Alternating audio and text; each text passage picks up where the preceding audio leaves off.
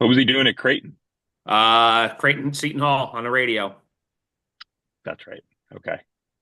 All right, Coach, coming off a CT Ice Championship, we're back in conference action, top 10 matchup this weekend, home and home with Providence. Just want to get your thoughts as we head down the home stretch of Hockey East play.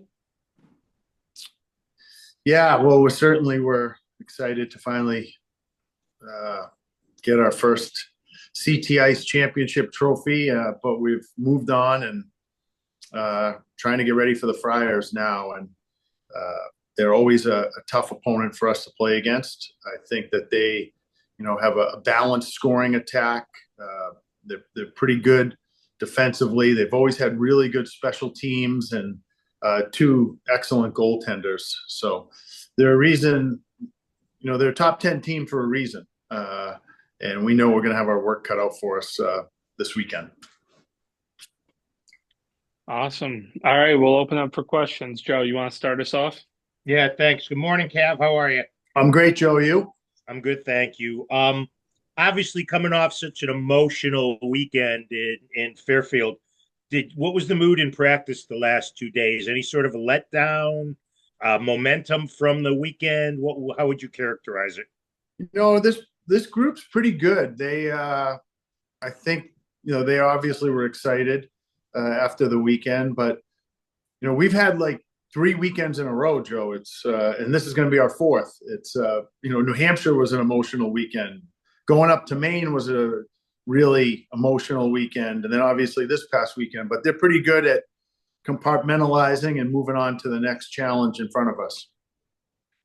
Can you talk a little bit about Philip? I mean, obviously, nice time for his first goal. It seems like he's even more in the he's feeling his oats a lot more. Yeah, for most Europeans, they play over here for a year before they come to college, so they get somewhat used to the North American culture. He's one of the few that came straight from, he was playing in the Swedish junior league last year, and the Slovenian kid. So it probably took him a little longer to get acclimated, Joe, to North American style hockey. And the rinks are a lot bigger over in Europe. So, but I really like the way he's progressing. He's an excellent kid, 4.0 student. He's been a great addition to our program. And then last one for me for now. Your teams always seem to have a knack for blocking shots. Obviously, Spets and Messinio were really good at that, but you had Jake with 8 seconds to go to help save the game. Is that a mindset? Is that a learned skill? What makes the team a good shot blocking team? I think you see any team that is going to be successful has to be able to block shots. It's just part of the game. It's boxing out in basketball. It's being able to bunt in baseball. It's a fundamental that you need to have in your game. And teams that are not going to block shots, I don't think they're going to be very successful. Thanks. Bridget, we can jump over to you. Thank you, Colin. Hi, Coach. Hi, Bridget. Got a few questions. I'll just ask a few first. Sure. So I wanted to ask you about kind of where you guys are in your, I guess where Toscano is actually, because you guys this is your second season there, right? Or is it your second full season? Well, it opened 2 Januaries ago.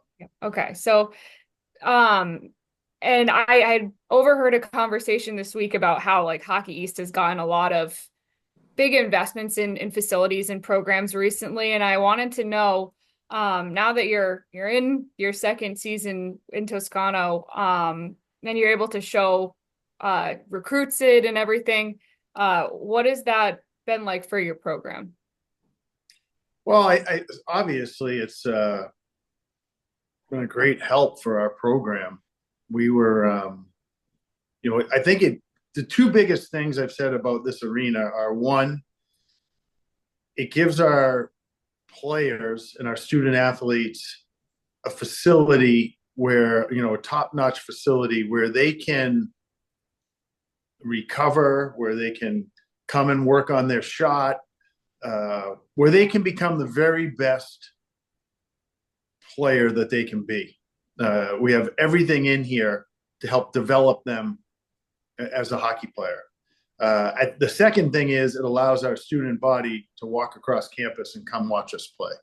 I think those are the two most important things when it comes to this facility. And then I'll just do this one as well. For your goaltending situation, you've had to, you've had some challenges trying to figure out, I guess how to go about utilizing everyone. Can you just talk a little bit about how you've been able to bring those, like, get through the adversity, bring those guys in? You have all new goalie group this year, so well, it really hasn't been a challenge because we haven't had them healthy, really. I haven't had to make too many choices because I think we've only had 2 weeks this year. Actually, this being the third right now because Callum's back, where we've had all 3 goalies healthy. So Tyler was playing the majority of the games, and Callum was injured early, and then Tyler got hurt, and then Callum jumped in, and when they were both hurt, Tommy Heaney played. So all 3 goalies have played, but I think Tyler and Callum have certainly played well enough this year to earn more starts in the net. Now, how we're going to go about that going forward, I don't know yet. It's still only Wednesday. We'll make that decision tomorrow night. Adam, we'll jump over to you.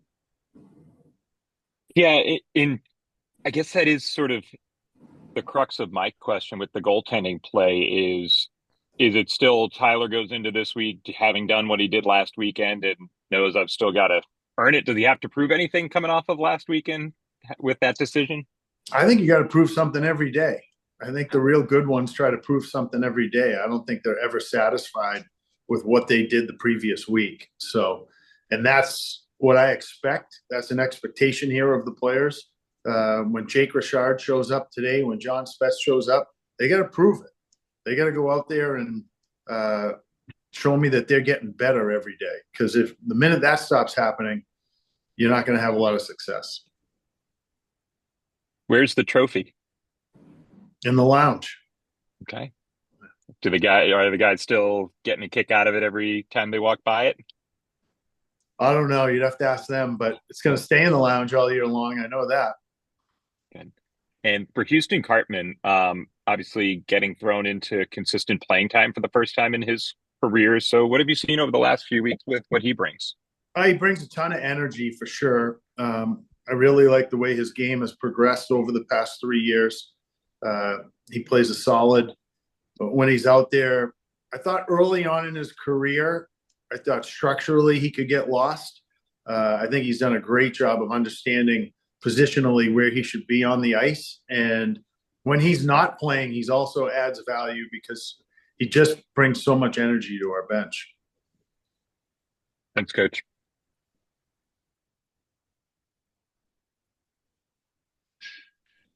Andrew, go ahead.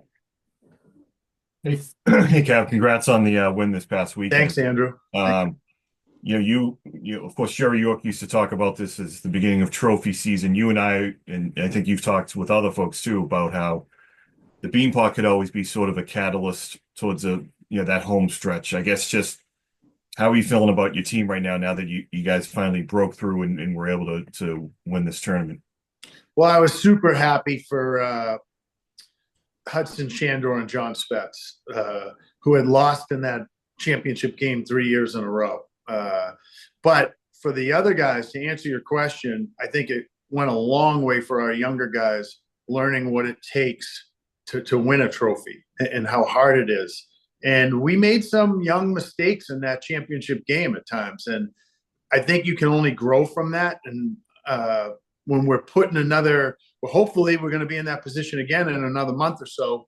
And our guys can draw on that experience to help them, the next time they're faced with certain challenges in a game. So I think it can be a great springboard for your team. Now, that being said, I also understand how quickly it can change. You know, I remember a couple Beanpot teams where all of a sudden you start thinking you're really good and you can be humbled quickly. So I know in this game, and especially playing in this league, Andrew, when and our players know it, like coming up, you know, if you look at our schedule coming up in the league, it's 2 with Providence, it's Lowell, it's UMass, it's Maine, it's BU. I mean, they're all like, a lot of those teams are in the top 10. So, you know, and then we're followed with Northeastern, who we haven't played yet, who's playing really well right now. Vermont has played well all year long. So we understand that, you know, you have to continue to get better and improve, or this game's very humbling. Joe, we'll jump back to you. Thanks. Cav, how is Ethan doing? And is there a timetable on his possible return? He's doing much better. He skated yesterday for the first time in a couple of weeks, but I don't know if he'll be ready for this weekend yet, though. Cooper, go ahead. Hey, Gav, nice to see you. I see you, Cooper. I'm just curious, what did you think of Hugh last week and his return? I thought he was really good. And in fact, when we shortened the bench towards the end of the game, I moved him up onto one of the lines. We were playing 3 lines at the end of the game, and he was on one of those lines because I thought he gave us a really solid effort on Saturday night. And again, that's another kid with a lot of experience. You know, Western Michigan played in a lot of national tournaments, so he has a lot of postseason experience. Just a big picture question, because I've talked to you a few different times over the course of the season about your young guys and all these new guys that have come in there. Can you put into perspective, because you're at the rink every day, like what this group and what these young guys are like on a day-to-day basis? So I don't even look at them as young guys anymore, but yeah, they've been a fun group to work with, you know, and a lot of them, you know, like Shahan and Gardula played together in juniors, you know, Whitcomb, but most of them played Kai, Trey Scott, Whitcomb, Gardula, Shahan. They all played in the USHL, so they were all somewhat familiar with each other. But I think Mertz has fit in really well. I said Phillips really finding his way now.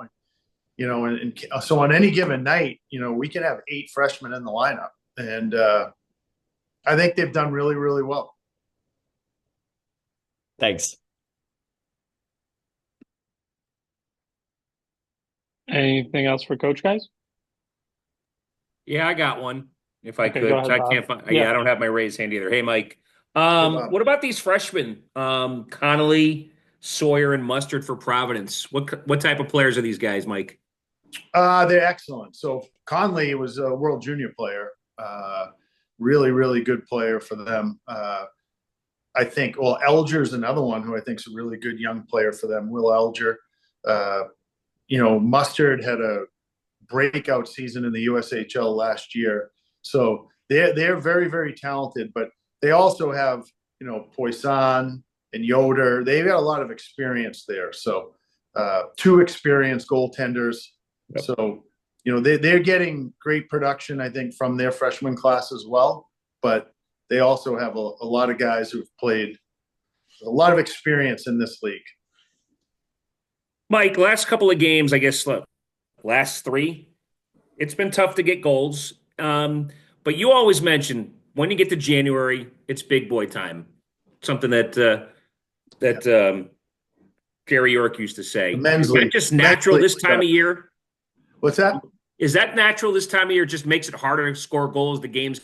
Oh, I think so. Important? I think, you know, if you look at Denver, they won a national title last year, and they won their first NCAA game 2-1.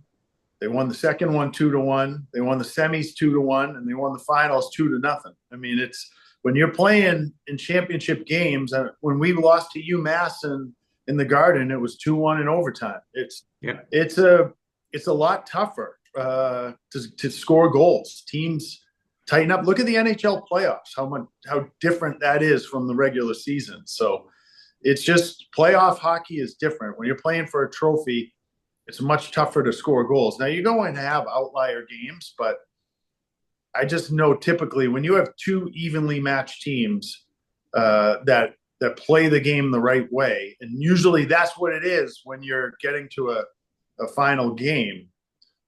It's tough that you have to fight for your ice.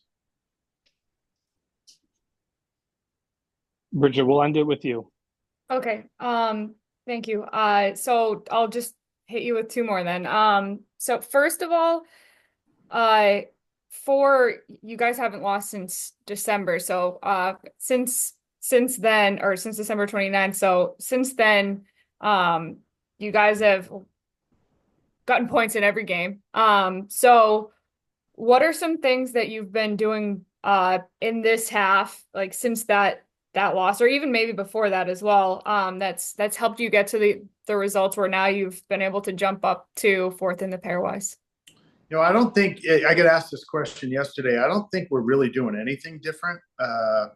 If you look at before we went on break, we finished our first half with 2 with Lowell, who I think was 6th or 7th in the country at the time, and BC, who was 1. And we took 4 out of 6 points from BC, and we, played 2 at Lowell on the road, and we won the first night and lost the second night 1-0. Still played really, really well. So I thought we were playing well when we hit the break, and I just think that we've continued to play very consistent hockey, Bridget. I guess maybe I should have worded it this way. What are some of those things that you've been doing in this stretch that you've really liked from your team? Well, we're getting solid goaltending. I think when you're winning games consistently, you're managing the puck well. You're not turning it over. You're not giving up a lot of odd man rushes. I think that, we defend pretty well. I'd like to see us create more in the offensive zone. I think that's an area that we can get better at. I think we're pretty good off the rush, and we're a good forechecking team, but I'd like to see a few more multiple shot shifts. I don't think that we're getting enough of those right now, and that could be one of the reasons why we haven't scored a ton of goals lately. But defensively, I think we're playing pretty well. Last one is just because we're obviously going to talk about the fact that you guys have jumped all the way up to fourth in the pairwise and trending in a great direction. And then looking back at the Hockey East preseason poll, they only had you projected for 8. Like when you see something like that in the preseason, are you just like, oh no way, that's not accurate. Like we're gonna be so much better than that. No, I don't really get too caught up with that. That's happened a lot here since I've been at UConn. So that's not really a concern of ours. Because you don't know, and you don't know, going into it, I'm not offended. The way our season ended last year and some of the players that we lost, I get why some people would have picked us 8th. But every year is different, and you got to go out and play the games. And that's why the end of the year poll is way more important than the preseason poll. Thank you, Coach. Awesome. Well, thanks everyone for jumping on. Coach, thank you. Good luck this weekend. Okay, thank you. All right. Thanks, Cav. Yep. Thanks, Colin.